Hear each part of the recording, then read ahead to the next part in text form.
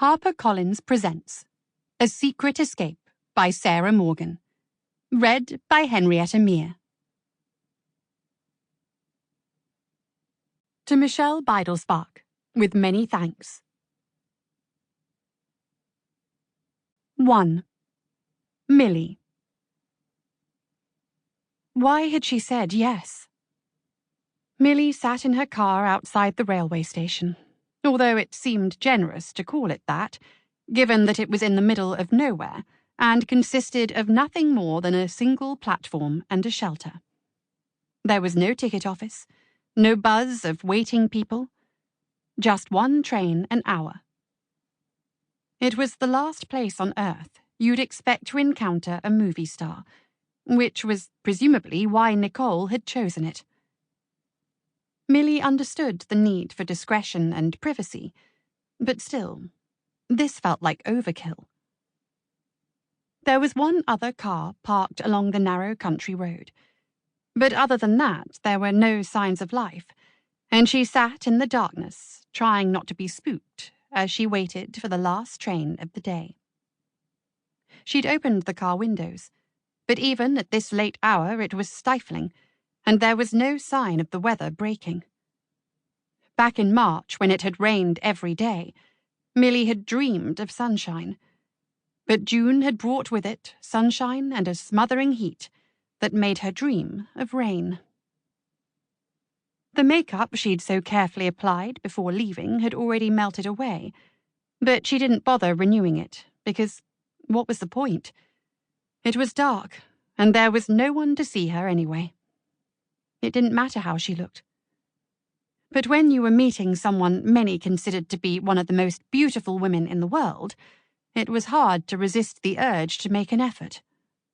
Not that anyone noticed her when Nicole was around. They never had. She sighed and checked the time. Maybe Nicole had changed her mind. Please let her have changed her mind. She'd heard nothing since that single phone call the night before. Was she wasting her time sitting here? She thought about her child, safely asleep in her grandmother's house. Millie hated asking her mother for help, and this time she hadn't even been able to explain why she needed Zoe to do an impromptu sleepover, because Nicole had sworn her to secrecy. Zoe herself had protested that at 13 she was able to stay on her own. But after all the upheaval in their lives, Millie wasn't ready to consider that. Zoe was the most important thing in her life. What if there was a fire, an intruder? Having lost so much, Millie was clinging tightly to what she had left. Also, she had a niggling feeling that something wasn't quite right with Zoe.